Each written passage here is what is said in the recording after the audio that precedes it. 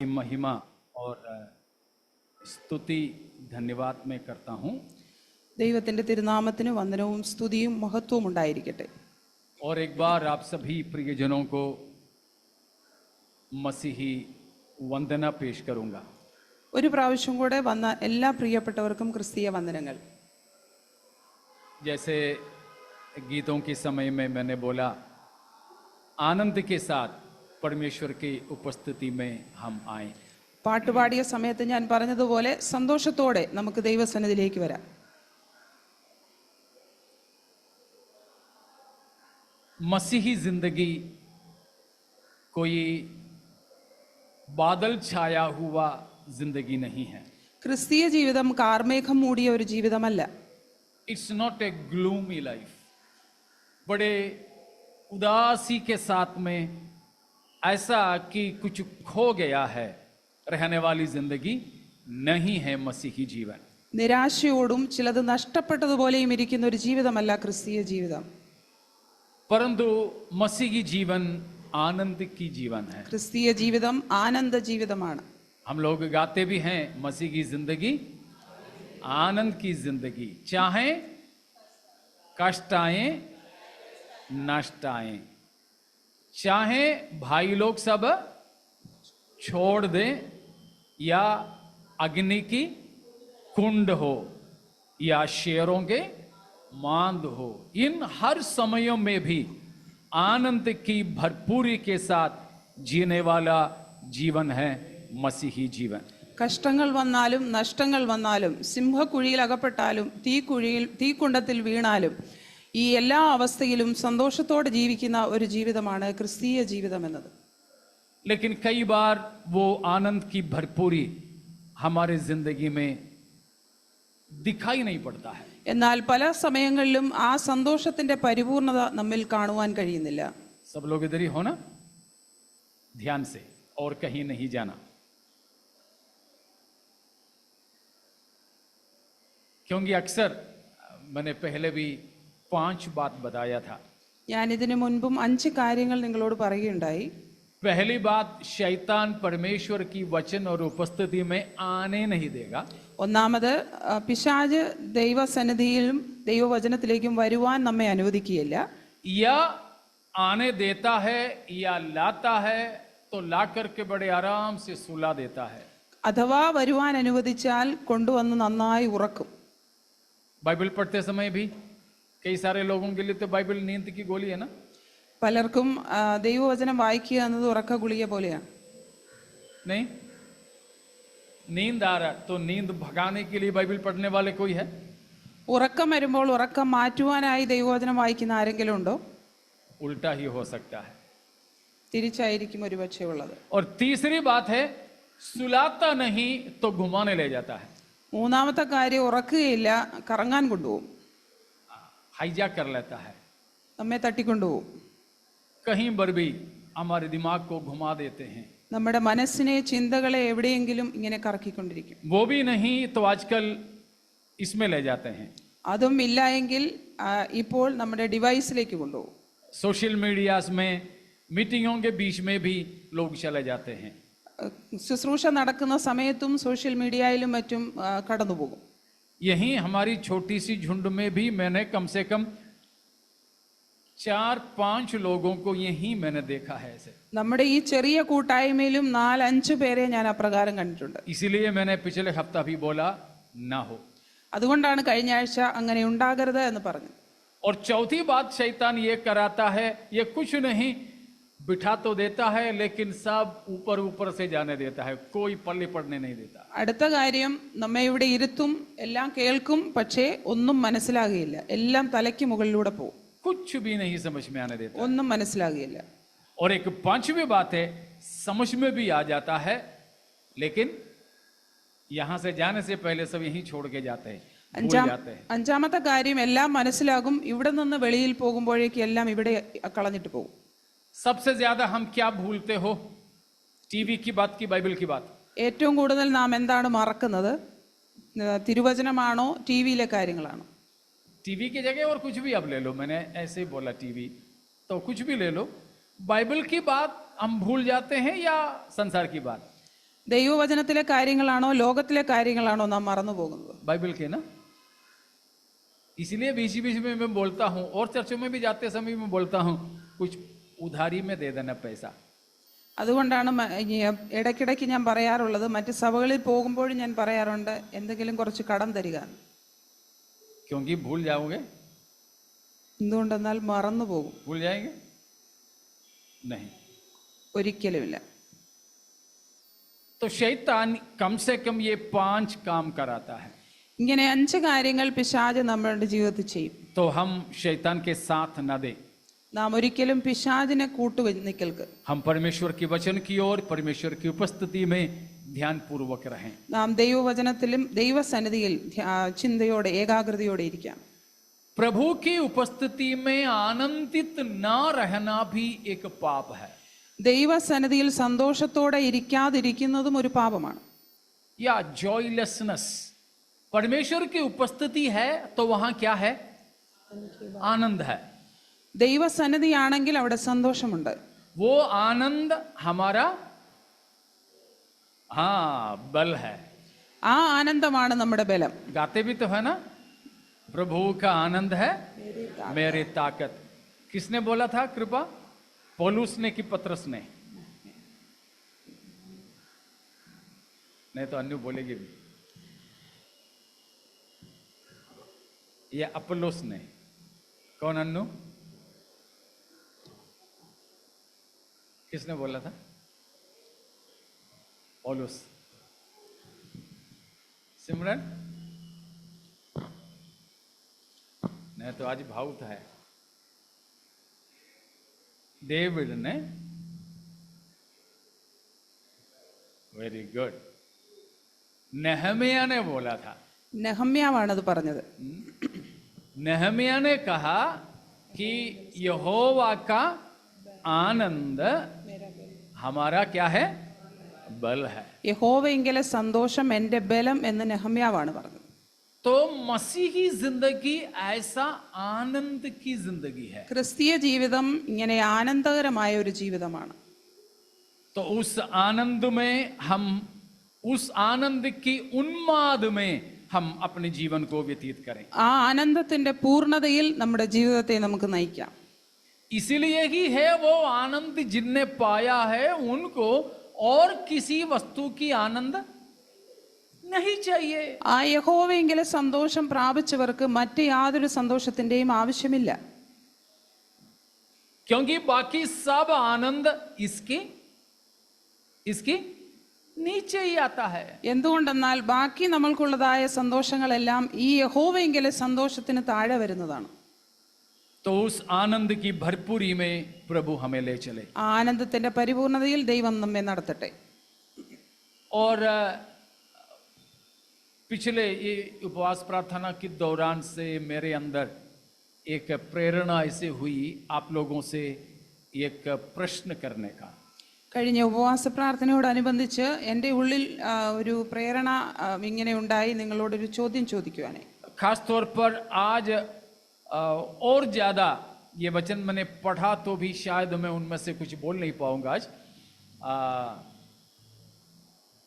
एक विशेष प्रेरणा वो बात के बारे में बोलने के लिए हुआ है. പ്രത്യേകാൽ ഇന്ന് ആ ഒരു ചോദ്യം നിങ്ങളോട് ചോദിക്കുവാൻ ഒരു വലിയ ഉൾപ്രേരണ എനിക്കുണ്ടായി. वो एक साधारण क्लासिकल पेंटिकॉस्टल क्वेश्चन है. ഒരു സാധാരണ പെന്തിക്കോസ്തുകാരുടെ ഒരു ചോദ്യമാണ്. ठीक है ना? An orthodox Pentecostal और a classical Pentecostal question. साधारण पेंतिकोस के कलीसियाओं में पूछे जाने वाला एक साधारण सा सवाल. സാധാരണ പെന്തിക്കോസ്ത് സമൂഹത്തിന്റെ ഇടയിൽ ചോദ്യം ചെയ്യപ്പെടുന്ന ഒരു സാധാരണ ചോദ്യമാണ്. ചോദ്യം ചെയ്യപ്പെടുന്നല്ല, ചോദിക്കുന്ന ഒരു ചോദ്യം. वो है कि हम में से कितने लोग हैं जो पवित्र आत्मा पाए हैं. നമ്മളിൽ എത്ര പേരാണ് പരിശുദ്ധാത്മാവിന്റെ നിറവ് പ്രാപിച്ചവർ? थोड़ा सा ऊर्जा से बोलो, थोड़ा सा आगे आ जाओ. हम में से कितने लोग पवित्र आत्मा पाए हैं? നമ്മിൽ എത്ര പേർ പരിശുദ്ധാത്മാവിന്റെ അഭിഷേകം പ്രാപിച്ചു? जरा हाथ मैं देखूं। നിങ്ങളുടെ കൈകളെ ഒന്ന് കാണട്ടെ. 1 2 3 4 5 6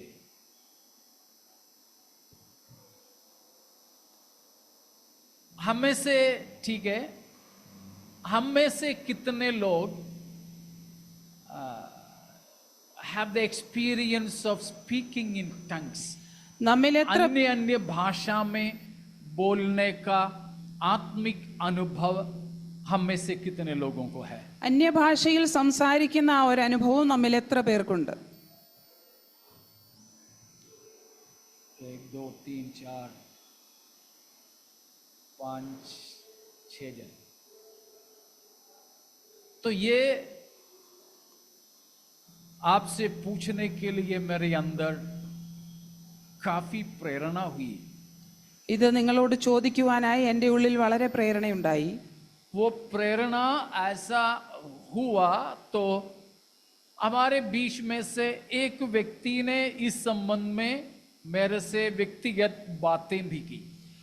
ഇങ്ങനെ ചോദിക്കുവാനുള്ള പ്രേരണ ഉണ്ടാകുവാൻ കാരണം നമ്മുടെ ഇടയിലുള്ള ഒരു വ്യക്തി, वो प्रेरणा हुआ उन्हीं समयों में एक व्यक्ति ने भी मेरे से इसी संबंध में बात किया। ആ പ്രേരണ എൻ്റെ ഉള്ളിൽ ഉണ്ടായപ്പോൾ നമ്മുടെ ഇടയിലുള്ള ഒരു വ്യക്തിയും ഇതേ വിഷയത്തെ സംബന്ധിച്ച് എന്നോട് ചോദ്യം ചോദിക്കുകയുണ്ടായി. तो वो एक ईश्वरीय अगुवाई मानकर मैं इस बात आपके सामने रख रहा हूं। അത് ഒരു ദൈവിക നടത്തിപ്പ് പോലെ ഞാൻ ഇത് നിങ്ങളുടെ മുമ്പിൽ വെക്കുകയാണ്. तो हम में से कुछ ही लोग हैं पवित्र आत्मा पाए और कुछ ही लोग हैं अन्य अन्य भाषाओं में बात करते हैं। നമ്മുടെ ഇടയിൽ വളരെ ചുരുക്കം പേരാണ് പരിശുദ്ധാത്മാവിന്റെ നിറവ് പ്രാപിച്ചവരും അന്യഭാഷകളിൽ സംസാരിക്കുന്നവരും. एक तीसरी बात भी मुझे आपसे जानने के लिए है। ഒരു മൂന്നാമത്തെ കാര്യവും എനിക്ക് നിങ്ങളിൽ നിന്ന് അറിയേണ്ടതായിട്ടുണ്ട്.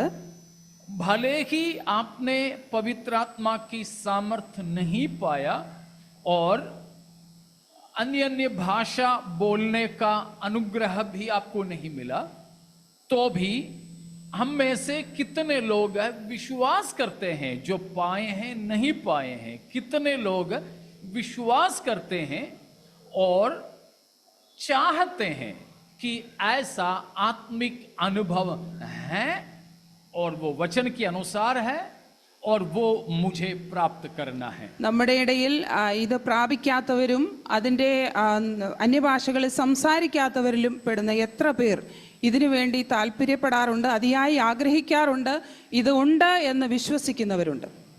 जो पाए भी हो और नहीं भी पाए हो, कितने लोग हैं ये अनुभव हैं, विश्वास करते हुए बाइबल के अनुसार हैं, मानकर वो परमेश्वर का वो आत्मिक अनुभव मुझे चाहिए, चाहने वाले भी अपने हाथ को उठाएं। ലഭിച്ചവരും ലഭിക്കാത്തവരും ഇത് ഉണ്ട് എന്ന് വിശ്വസിക്കുകയും അതിനുവേണ്ടി താല്പര്യത്തോടെ കാത്തിരിക്കുകയും ചെയ്യുന്നവർ തങ്ങളുടെ കരങ്ങളെ ഉയർത്തിയിട്ടുണ്ട്.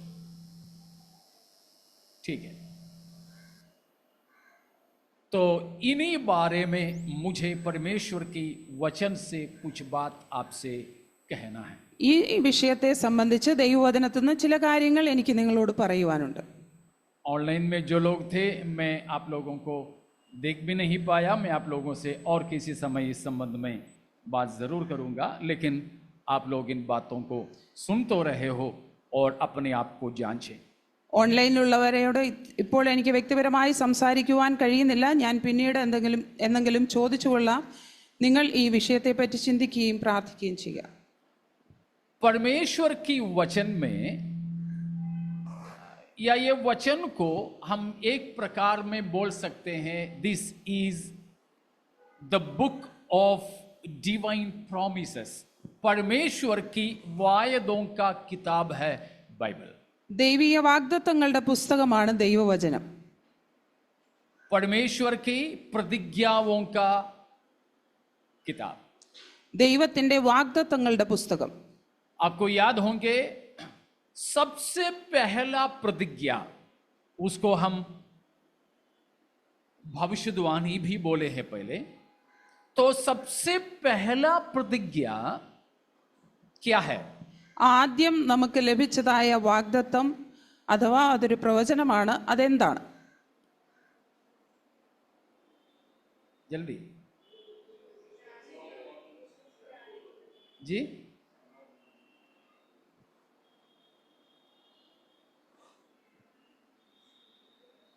एक ही शब्द में बोले तो मसाया, ഒരു വാക്കിൽ പറഞ്ഞാൽ മശിഹ.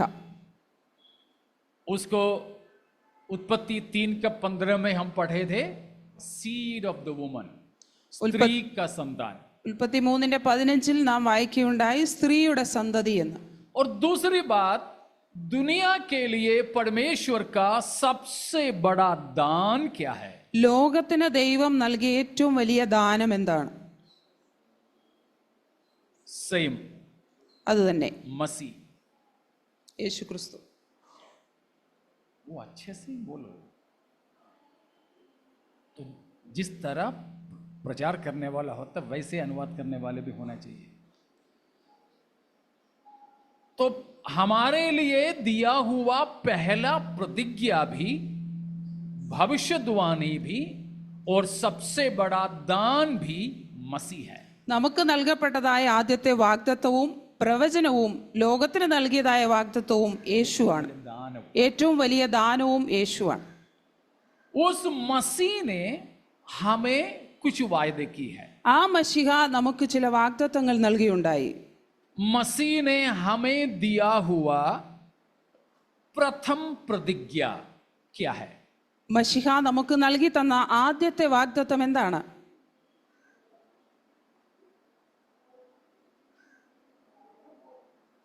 क्या है?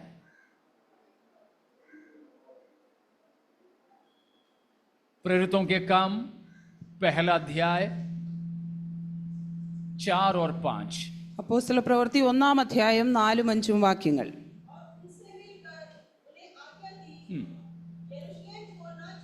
या हाँ, जिसकी सुन चुके हो. तो मसीह ने दिया हुआ वादा पवित्रात्मा की वायदा. മശിഹ നമുക്ക് തന്ന വാഗ്ദത്തം എന്നത് പരിശുദ്ധാത്മാവിന്റെ വാഗ്ദത്തമാണ്. इसीलिए पवित्र आत्मा को हम खास तौर पर ऐसे बता सकते हैं, the promise of the Father, also the Holy Spirit as the gift of God. परमेश्वर के वायदा भी है, पवित्र आत्मा परमेश्वर के दान भी है. പരിശുദ്ധാത്മാവ് എന്നത് ദൈവത്തിന്റെ വാഗ്ദത്തവും ദാനവുമാണ്. पढ़ेंगे दूसरा अध्याय, प्रेरितों के काम दूसरा अध्याय, അപ്പോസ്തല പ്രവൃത്തി 2-ാം അധ്യായം उसकी 39 39-ാം വാക്യം അല്ലേ? यह प्रतिज्ञा, यह प्रतिज्ञा. ഈ വാഗ്ദത്തം. और 38 38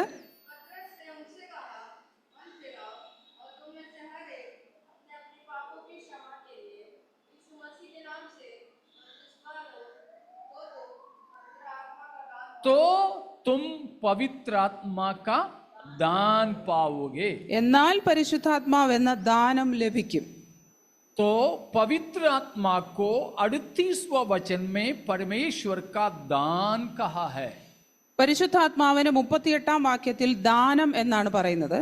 39वां वचन में पवित्र आत्मा को प्रतिज्ञा कहा है. 39-ാം വാക്യത്തിൽ വാഗ്ദത്തം എന്ന് പരിശുദ്ധാത്മാവിനെ പറയുന്നു. तो पवित्र आत्मा हमारे लिए प्रतिज्ञा भी और दान भी है. പരിശുദ്ധാത്മാവ് നമുക്ക് വേണ്ടി വാഗ്ദത്തവുമാണ് ദാനവുമാണ്. किसके लिए है ये प्रतिज्ञा और दान? ആർക്ക് വേണ്ടിയാണ് ഈ ദാനവും വാഗ്ദത്തവും? 39 में बताया है तुम्हारे लिए है, 39-ാം വാക്യത്തിൽ കാണുകയുണ്ടായി നിങ്ങൾക്ക്, तुम्हारी संतानों के लिए, നിങ്ങളുടെ മക്കൾക്ക്,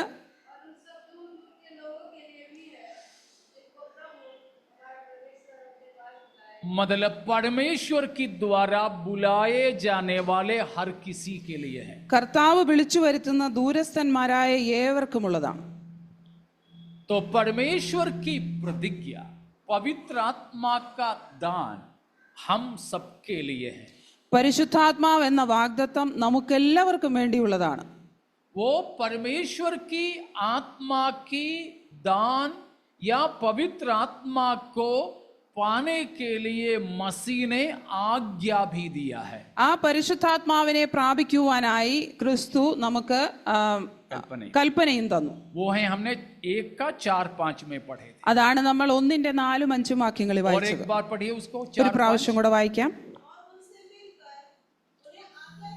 देखा, उन्हें आज्ञा दी. क्या आज्ञा दी? यरूशलेम को ना छोड़ो. कब तक?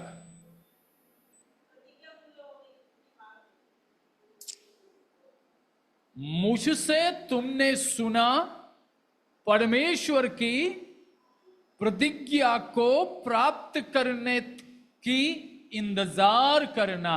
बाढ़ जोहना. നിങ്ങൾ യെരൂശലേമിൽ നിന്ന് വാങ്ങിപ്പോകാതെ എന്നോട് കേട്ട പിതാവിന്റെ വാഗ്ദത്തത്തിനായി കാത്തിരിക്കണം. मसीह ने वहां पर आदेश दिया ക്രിസ്തു അവിടെ കൽപ്പന തരികയാണ്. कि तुम यरूशलेम को छोड़ना नहीं. നിങ്ങൾ യെരൂശലേമിൽ നിന്ന് പോകരുത്. दूसरा आज्ञा है बाट जोते रहना. രണ്ടാമത്തേതാണ് കാത്തിരിക്കണം. कब तक? എന്നുവരെ, जब तक प्रतिज्ञा पूरा ना हो. പിതാവിന്റെ വാഗ്ദത്തം ലഭിക്കുന്നതുവരെ. हम लोग शायद हमारी मंडली में सबसे ज्यादा गाया हुआ एक गाना है, आदि और अंत तू ही है. നമ്മുടെ കൂട്ടായ്മയിൽ ഏറ്റവും കൂടുതൽ പാടിയ ഒരു പാട്ടാണ് ആദി और अंत तू ही है.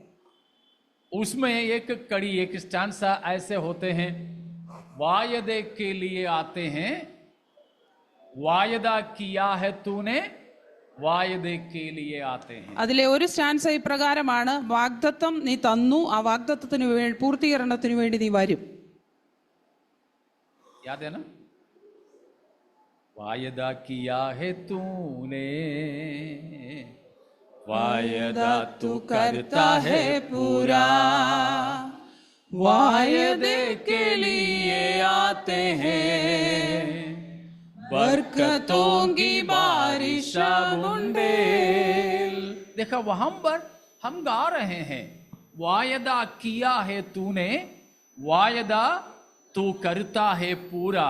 इसीलिए वायदे के लिए हम आते हैं, इसीलिए बरकतों का बारिश अब उंडेल. ആ പാട്ടിൽ ഇപ്രകാരമാണ് പറയുന്നത്: നീ വാഗ്ദത്തം തന്നു, വാഗ്ദത്തം പൂർത്തീകരിക്കുകയും ചെയ്യും. ആകയാൽ ആ വാഗ്ദത്തത്തിന്റെ പൂർത്തീകരണത്തിനായി ഞങ്ങൾ നിന്റെ അടുക്കിലേക്ക് വരുന്നു, കാത്തിരിക്കുന്നു.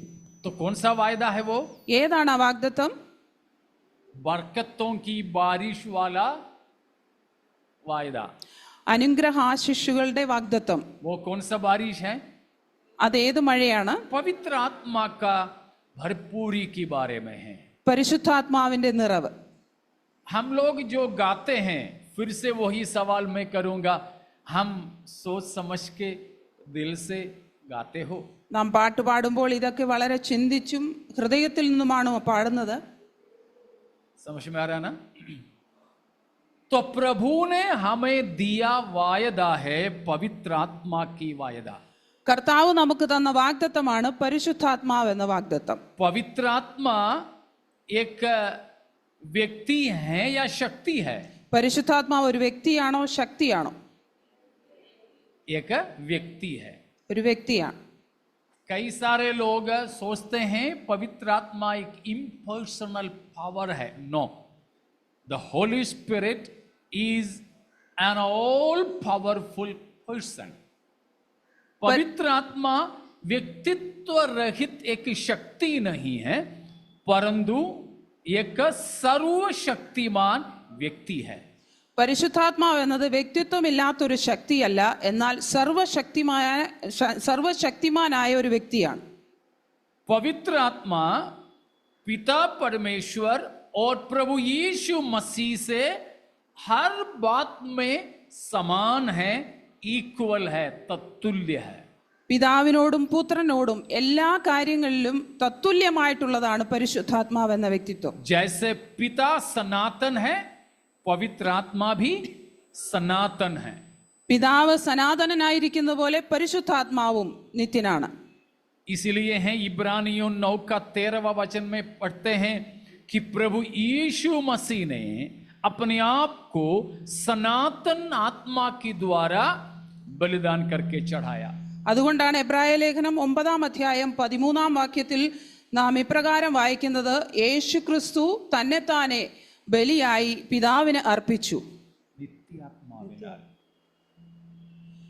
ആട്ടുകൊറ്റന്മാരുടെയും കാളകളുടെയും രക്തവും മലിനപ്പെട്ടവരുടെ മേൽ തളിക്കുന്ന ഭസ്മവും ജഡീക ശുക്തി വരുത്തുന്നുവെങ്കിൽ നിത്യാത്മാവിനാൽ ദൈവത്തിന് തന്നെത്താൻ നിഷ്കളങ്കനായി അർപ്പിച്ചു. तो यीशु मसीह अपना बलिदान कैसे चढ़ाया? सनातन आत्मा के द्वारा. യേശുക്രിസ്തു തന്റെ ശരീരത്തെ എങ്ങനെയാണ് അർപ്പിച്ചത്? നിത്യാത്മാവിനാൽ. तो पवित्र आत्मा को वहां पर सनातन आत्मा, इटर्नल स्पिरिट करके कहा है. പരിശുദ്ധാത്മാവിനെ അവിടെ നിത്യാത്മാവെന്നാണ് പറയുന്നത്. इंग्लिश में वो इटर्नल स्पिरिट का एस छोटा है कि बड़ा है? बड़ा है, कैपिटल है, होली स्पिरिट. ഇംഗ്ലീഷിൽ ആ എസ് ക്യാപിറ്റൽ ആണ്, വലിയ അക്ഷരത്തിലാണ് കൊടുത്തിരിക്കുന്നത്.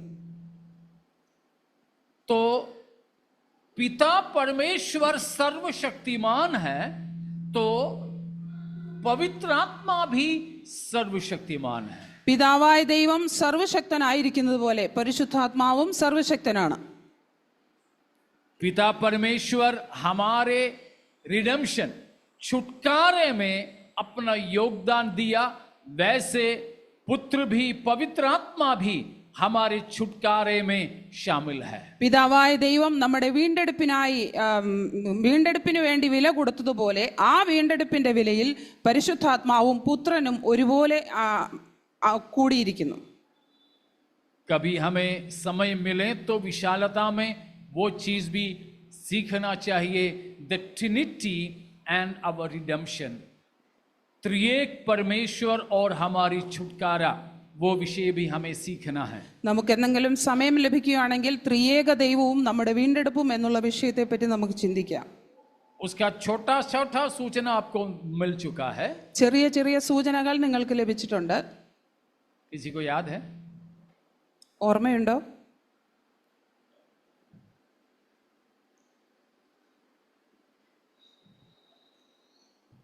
Three P's, 3 P.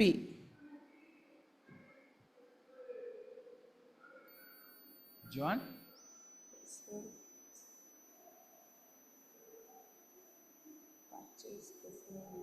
नहीं,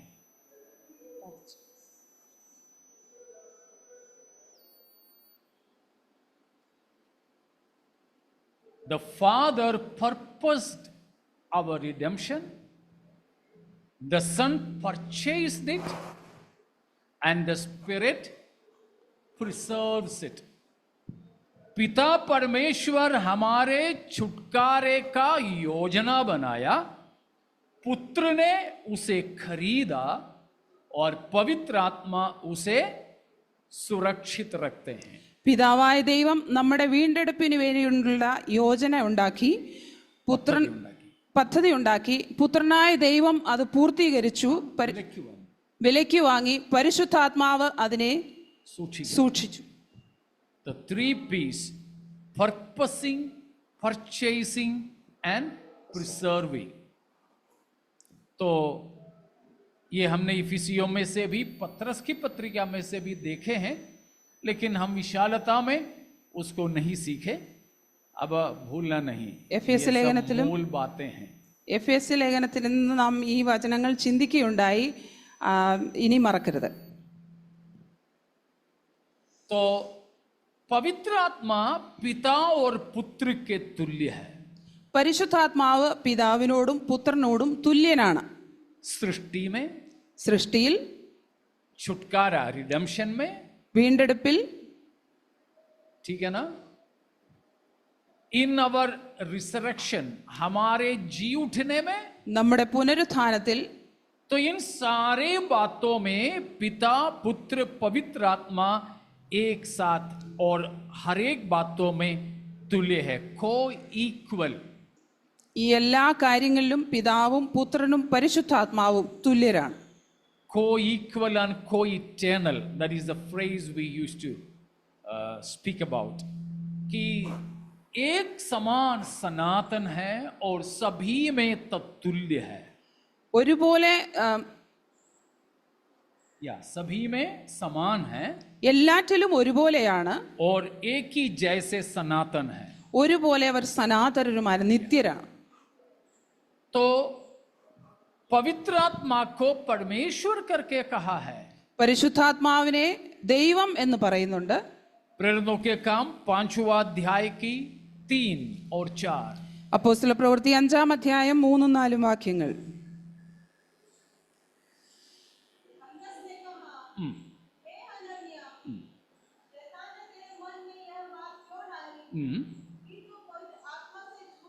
तो पवित्र आत्मा से झूठ बोले. പരിശുദ്ധാത്മാവിനോട് വ്യാജം കാണിച്ചു. अगला पद.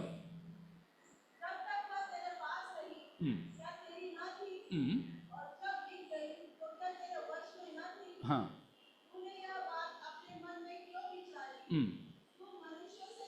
मनुष्यों से नहीं झूठ बोला.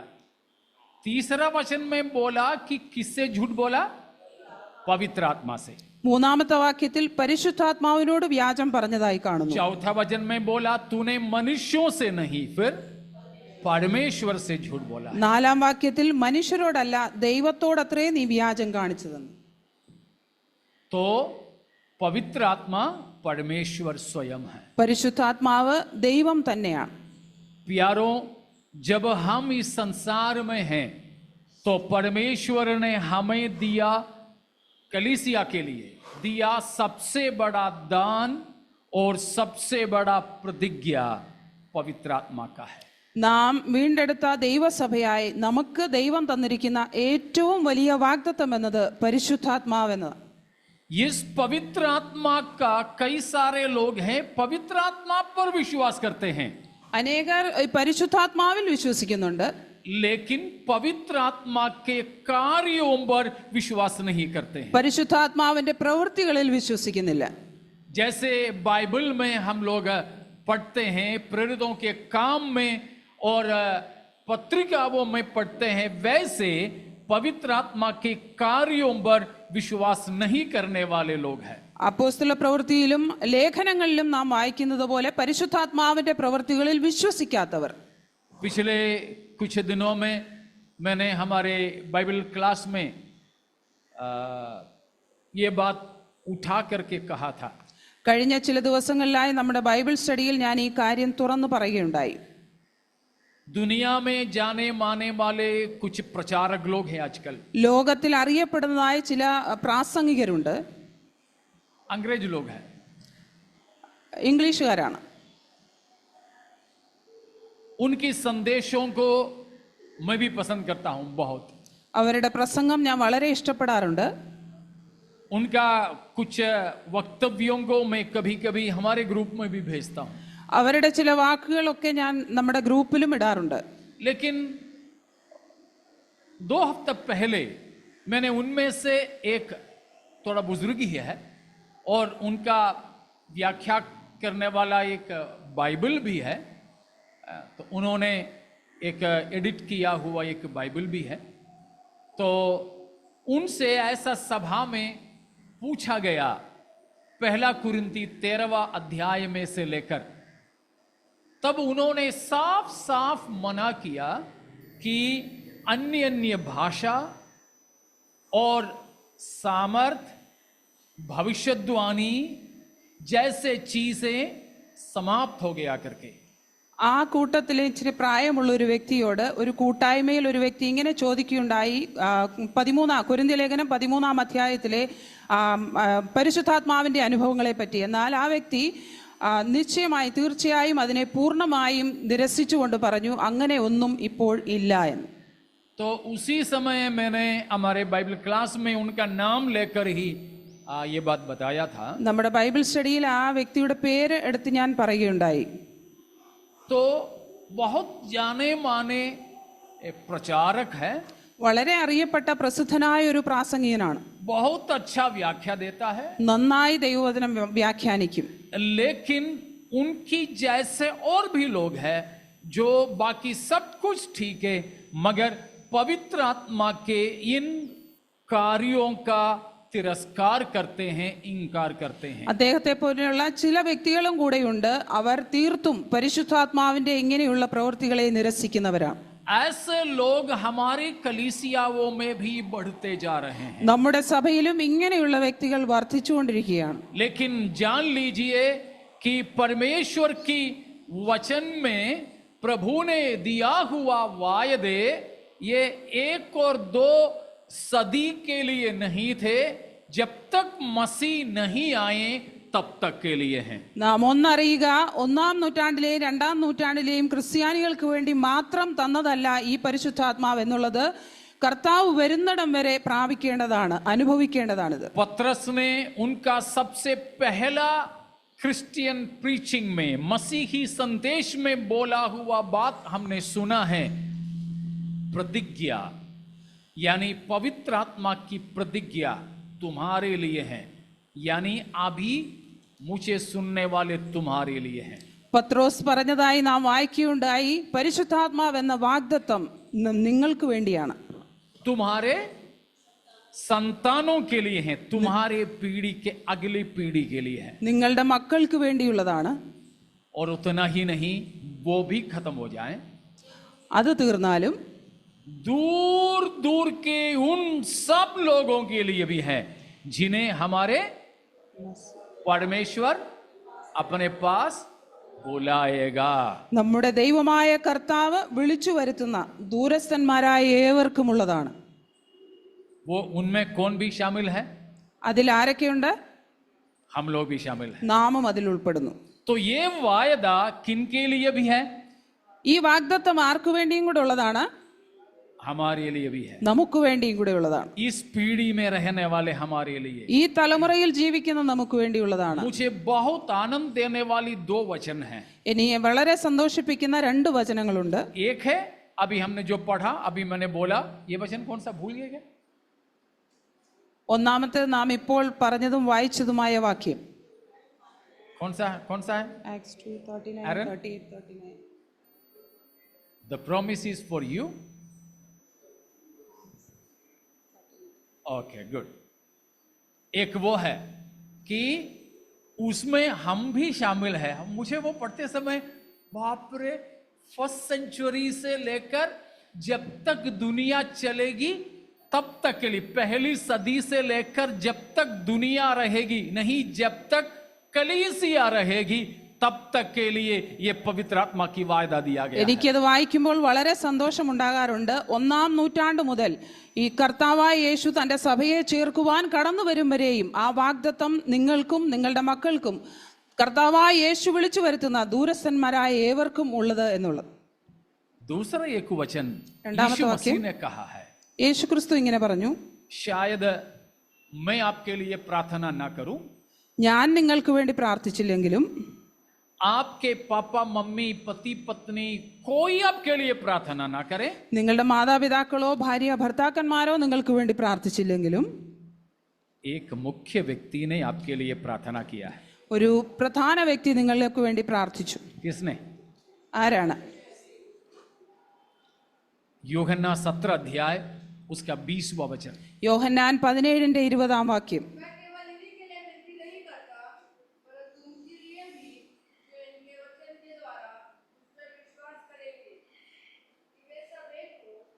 बस यीशु मसीह पिता से प्रार्थना किया, യേശു ക്രിസ്തു പിതാവിനോട് പ്രാർത്ഥിച്ചു, हमारे लिए भी.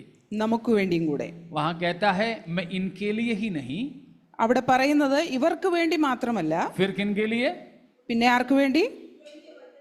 इनके वचन के द्वारा मुझ पर विश्वास करने वालों के लिए भी है. ഇവരുടെ വചനത്താൽ എന്നിൽ വിശ്വസിപ്പാനിരിക്കുന്നവർക്ക് വേണ്ടിയും ഞാൻ അപേക്ഷിക്കുന്നു. क्या जवान, कुछ डाउट है? लिसन.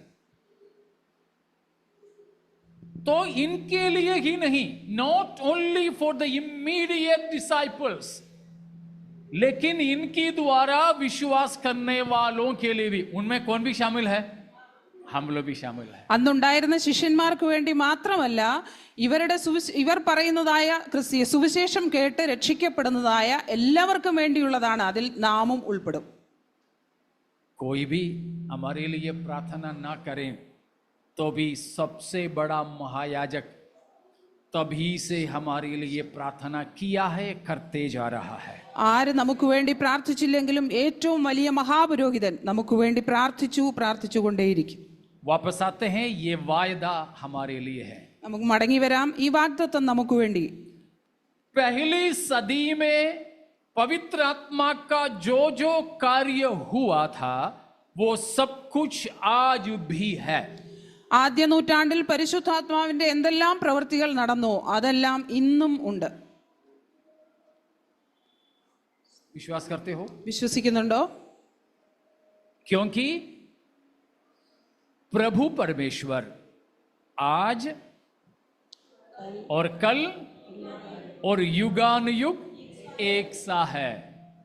യേശുക്രിസ്തു ഇന്നലെയും ഇന്നും എന്നേക്കും അനന്യനാണ്.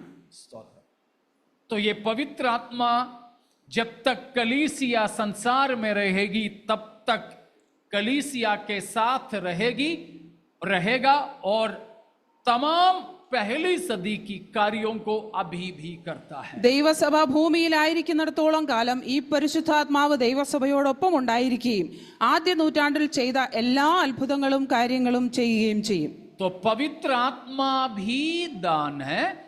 पवित्र आत्मा दानों को बांटता भी है. പരിശുദ്ധാത്മാവ് ദാനവുമാണ്. ആ ദാനങ്ങളെ पवित्र आत्मा दान बांटता भी है. പരിശുദ്ധാത്മാവ് തന്നെ ദാനമാണ്. ആ പരിശുദ്ധാത്മാവ് നമുക്ക് ദാനങ്ങളെ നൽകുകയും ചെയ്യുന്നു.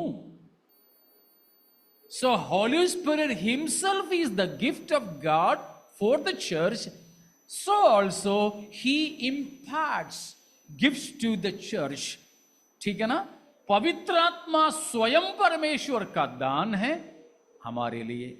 वैसा ही पवित्र आत्मा दानों को बांटता भी है. പരിശുദ്ധാത്മാവ് സ്വയം ദാനവും ദാനങ്ങളെ നൽകുന്നവനുമാണ്. तो ये दोनों हमें प्राप्त करना है. ഇത് രണ്ടും നമുക്ക് പ്രാപിക്കേണ്ടത് ആവശ്യമാണ്. क्योंकि वो हमारे लिए है. എന്തുകൊണ്ടെന്നാൽ അത് നമുക്ക് വേണ്ടിയുള്ളതാണ്. ये मत सोचना बस इतना काफी है. ഇത്രയും മതി എന്നൊരിക്കലും ചിന്തിക്കരുത്. बिल्कुल भी नहीं. ഒരിക്കലും അരുത്. तो पवित्र आत्मा के दानों में हमारे व्यक्तिगत आत्मिक जिंदगी की उन्नति के लिए भी होते हैं और कलीसिया की आम उन्नति के लिए भी वरदान होते हैं. പരിശുദ്ധാത്മാവിന്റെ ദാനം എന്നത് നമ്മുടെ വ്യക്തിപരമായ ആത്മീയ വളർച്ചയ്ക്കും സഭയുടെ ആത്മീയ വളർച്ചയ്ക്കും വേണ്ടി നയിക്കുന്നതാണ്. ये दो प्रकार के दानों को पवित्र आत्मा देता है. ഇങ്ങനെ രണ്ട് വിധത്തിലുള്ള ദാനങ്ങൾ പരിശുദ്ധാത്മാവ് നൽകുന്നു. ये दोनों हमें चाहिए. ഇത് രണ്ടും നമുക്ക് വേണം. ये दोनों हमारे लिए अनिवार्य है. ഇത് രണ്ടും നമുക്ക് വളരെ അത്യാവശ്യമാണ്. कौन कौन सा? ഏതൊക്കെയാണ്? कौन कौन सा? सामुएल, दो प्रकार की वरदान. अंश, जॉन, अन्य भाषा मैंने तो बोला ही नहीं. जॉन, जोर से.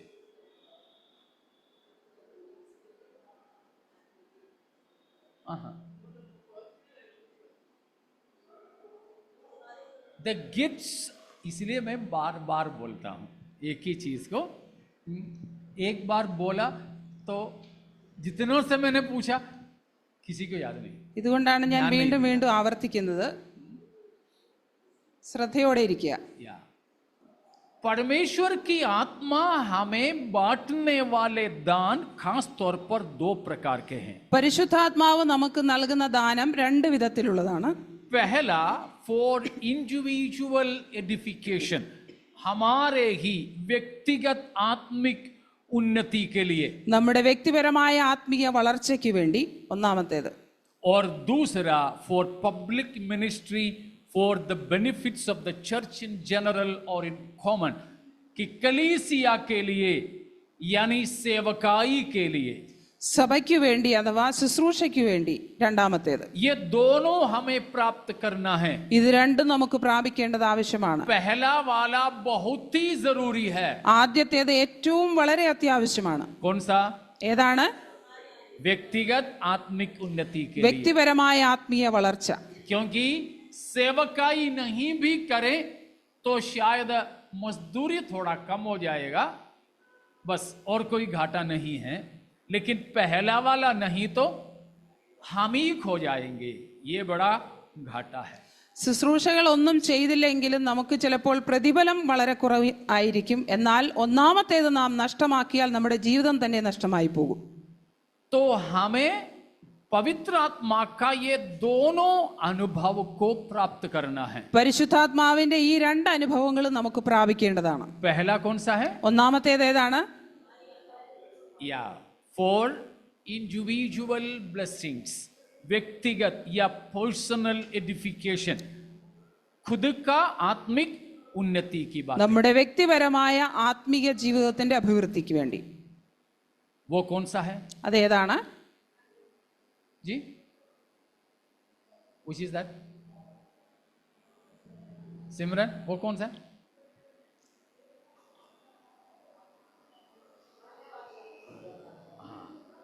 पहला कुरिन्थियों 12 अध्याय, 1 കൊരിന്ത്യർ 12 അധ്യായം, उसकी शुरुआत को पढ़िए. അതിന്റെ ആരംഭവാക്യങ്ങൾ വായിക്കാം.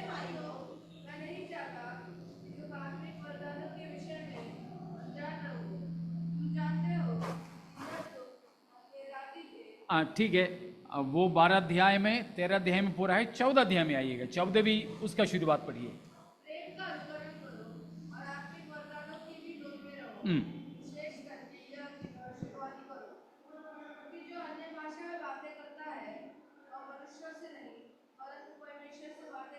हाँ, अब उसकी 4.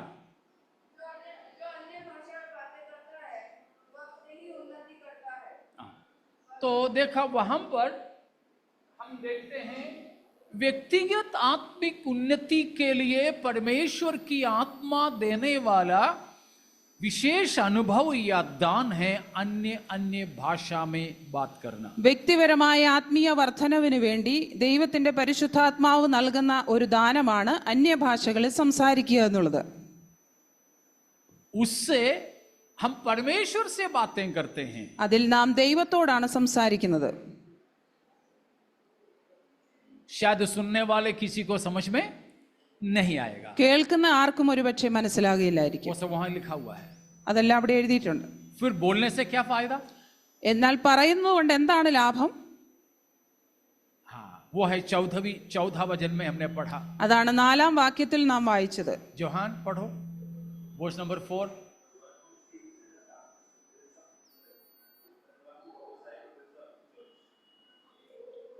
अन्य भाषा में बोलने वाला अपने आप को आत्मिक उन्नति लाता है. അന്യഭാഷയിൽ സംസാരിക്കുന്നവൻ തനിക്ക് താൻ ആത്മീയ വർധന വരുത്തുന്നു. ये हमें चाहिए. कई बार हम लोग जो है थक जाते हैं. പല സമയങ്ങളിലും നാം ക്ഷീണിച്ചു പോകാറുണ്ട്. पिछले हफ्ता अपना सुरजीत ब्रदर ने बोला ना एक पौधे के बारे में.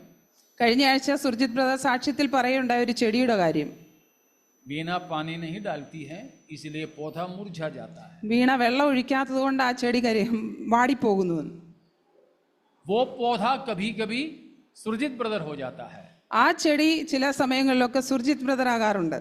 क्योंकि पानी नहीं देते हैं तो मुरझा जाता है. വെള്ളം നൽകാത്തത് കൊണ്ട് വാടിപ്പോകുന്നു. तो कब कब पानी दे? എപ്പോഴൊക്കെയാണ് വെള്ളം കൊടുക്കേണ്ടത്? हर समय, എല്ലാ സമയത്തും. इसीलिए परमेश्वर ने हमको कहाँ लगाया है? അതുകൊണ്ട് ദൈവം നമ്മെ എവിടെയാണ് നട്ടിരിക്കുന്നത്? मरुस्थल में, फिर बहती नालियों के किनारे में। ആറ്റരികത്താണ് നമ്മെ നട്ടിരിക്കുന്നത്. एक धर्मी आप हो तो जरूर मुझे और आपको परमेश्वर ने तालाब के पास भी नहीं, बहते नाली के किनारे में लगाया है. നാം ദൈവത്തിനുള്ളവരാണെങ്കിൽ എന്നെയും നിങ്ങളെയും ആറ്റരികത്താണ് ദൈവം നട്ടിരിക്കുന്നത്. क्या फर्क है तालाब और बहती नाली का? ഒരു നദിയുടെയും ഒഴുകുന്ന തോടിന്റെയും വ്യത്യാസം എന്താണ്? ഒരു കുളം. क्या फर्क है दोनों में? है? हाँ, दोनों का क्या फर्क है पूछ रहा हूं.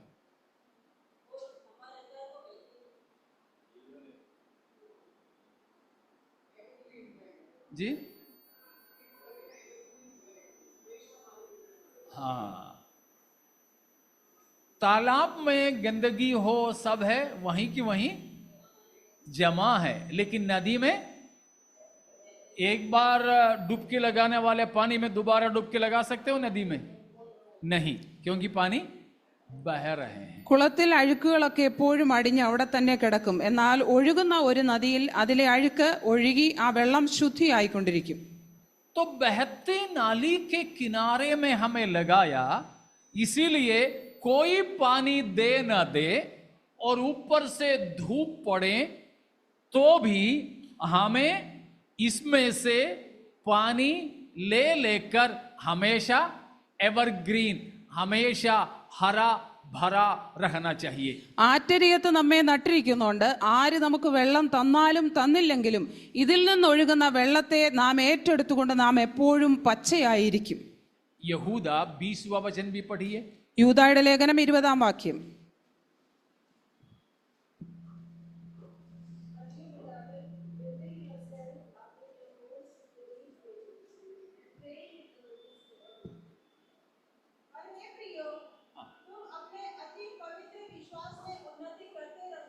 बस क्या करना है? तुमको अपने अति पवित्र विश्वास के उन्नति करते जाना. Self edification. നിങ്ങളുടെ അതിവിശുദ്ധ വിശ്വാസത്തെ നിങ്ങൾക്ക് തന്നെ ആത്മീയ വർധന വരുത്തുന്നവരായിരിക്കണം. तो देखा, हम अपने आप को आत्मिक उन्नति में लेकर आना चाहिए. നാം നമ്മെ തന്നെ ആത്മീയ വർധനവിലേക്ക് കൊണ്ടുവരുന്നവരാകണം. हॉस्टल में रहने वाले बच्चों, ഹോസ്റ്റലിൽ താമസിക്കുന്ന കുഞ്ഞുങ്ങൾ, आपको शायद चर्च भी नहीं मिलता हो. നിങ്ങൾക്ക് ഒരുപക്ഷെ കൂട്ടായ്മയ്ക്കായ ഒരു ചർച്ച് കാണുകയില്ല. शायद आपके पास कोई पास्टर या विश्वासी पापा मम्मी कोई नहीं होंगे. നിങ്ങളുടെ അടുക്കൽ ഒരു പാസ്റ്ററോ വിശ്വാസിയോ പപ്പായോ മമ്മിയോ ആരും കാണുകയില്ല. तो भी ऐसी परिस्थिति में भी आपको डालें तो भी आप मुरझाया ना जाना चाहिए. അങ്ങനെ ഒരു അവസ്ഥയിൽ നിങ്ങളെ വെച്ചാലും നിങ്ങൾ ഒരിക്കലും വാടിപ്പോകരുത്. क्योंकि अपने आप में आप उन्नति करते जाना चाहिए. എന്തുകൊണ്ടെന്നാൽ നാം നമുക്ക് തന്നെ ആത്മീയ വർധന വരുത്തുന്നവരാകണം. उसके लिए परमेश्वर की आत्मा हमारे साथ है. അതിനുവേണ്ടി പരിശുദ്ധാത്മാവ് നമ്മളോടൊപ്പമുണ്ട്. वो आत्मा का इस्तेमाल और आत्मा के द्वारा, ये वचन के द्वारा भी, वो है अति पवित्र विश्वास जो कहा, हम खुद ही आत्मिक उन्नति पाते जाना चाहिए. ആ വചനത്തിലൂടെയും പരിശുദ്ധാത്മാവിലൂടെയും നാം നമുക്ക് തന്നെ ആത്മീയ വർധനവ് വരുത്തുന്നവരാകണം. इसलिए प्यारो, आज हम पूरी कलीसिया मिलकर प्रभु से कहें कि परमेश्वर, आपने मेरे लिए, हमारे लिए वादा किया, आपकी आत्मा का तमाम प्रकार की भरपूरी हमें चाहिए. അതുകൊണ്ട് സഭയായി നമുക്ക് ദൈവത്തോട് പ്രാർത്ഥിക്കാം. കർത്താവേ, നീ ഞങ്ങൾക്ക് വേണ്ടി വച്ചിരിക്കുന്നതായ വാഗ്ദത്തത്തിന്റെ പൂർണ്ണത, ആ ഒരു നിറവ് ഞങ്ങൾക്ക് എല്ലാവർക്കും നൽകി തരണമേ എന്ന്. बच्चों, जवानों, आपको पवित्र आत्मा की भरपूरी की आवश्यकता है. യുവജനങ്ങളും കുഞ്ഞുങ്ങളുമായുള്ളവരെ, നിങ്ങൾക്ക് പരിശുദ്ധാത്മാവിന്റെ നിറവ് ആവശ്യമാണ്. तीव्र इच्छा के साथ आप उसके लिए प्रार्थना करना. തീവ്രമായ ആഗ്രഹത്തോടെ നിങ്ങൾ അതിനുവേണ്ടി പ്രാർത്ഥിക്കണം. आप उसके लिए भूखे प्यासे हो.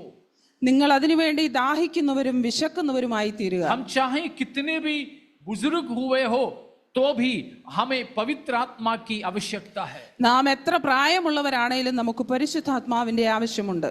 तो परमेश्वर की आत्मा पहली सदी की जैसे इस सदी में भी, इन दिनों में भी हमारे इस झुंड में भी कार्य करने पावे, उसके लिए हम अपने आप को पवित्र आत्मा की अधीन कर दें। ആദ്യ നൂറ്റാണ്ടിലെ പോലെ പരിശുദ്ധാത്മാവ് ഇന്നും നമ്മുടെ ഇടയിൽ പ്രവർത്തിക്കുവാനായി കഴിയും. അതിനുവേണ്ടി നാം ആത്മാർത്ഥമായി പ്രാർത്ഥിക്കുക. पवित्र आत्मा हम पर आ जाए तो हम सामर्थ पाएंगे. പരിശുദ്ധാത്മാവ് നമ്മുടെ മേൽ വരുമ്പോൾ നാം ശക്തി പ്രാപിക്കും. प्रेरितों के काम 1:8 है.